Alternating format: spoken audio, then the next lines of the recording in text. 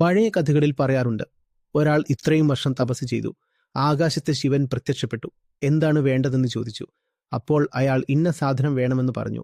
അദ്ദേഹം അത് നൽകി.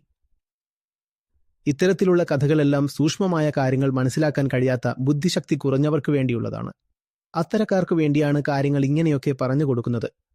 പലതരത്തിലുള്ള ആത്മീയ അന്ധവിശ്വാസങ്ങൾ നിലവിലുണ്ട്. ഇത് വളരെ പ്രശസ്തമാണ്. ഒരുപാട് വിദ്യാസമ്പന്നരായ ആളുകൾക്കിടയിൽ പോലും ഇത് നിലനിൽക്കുന്നുണ്ട്. ഉയർന്ന വിദ്യാഭ്യാസമുള്ളവരും ശാസ്ത്രജ്ഞന്മാരുമൊക്കെ പറയാറുണ്ട്, ഈശ്വരൻ എന്നാൽ ഊർജമാണ് എന്ന്. ഇത് പറയുമ്പോൾ അവർക്ക് വലിയ അഭിമാനവുമാണ്. നോക്കൂ, ഞങ്ങൾ എത്ര വലിയ കാര്യമാണ് പറയുന്നത്. ദൈവം ഊർജമാണെന്ന് ഞങ്ങൾ പറയുന്നു. നിങ്ങൾ വിഡ്ഢികളാണോ? നിങ്ങൾ ഊർജം എന്ന് വിളിക്കുന്നത് പദാർത്ഥത്തെ തന്നെയാണ്. അപ്പോൾ ഈശ്വരൻ ഊർജമാണെന്ന് പറയുന്നതിലൂടെ ഈശ്വരൻ പദാർത്ഥമാണെന്നാണ് നിങ്ങൾ പറയുന്നത്. നിങ്ങൾ വീണ്ടും ആ അഹം ദേഹാസ്മി എന്ന ഭാവത്തിൽ തന്നെ എത്തി നിൽക്കുന്നു.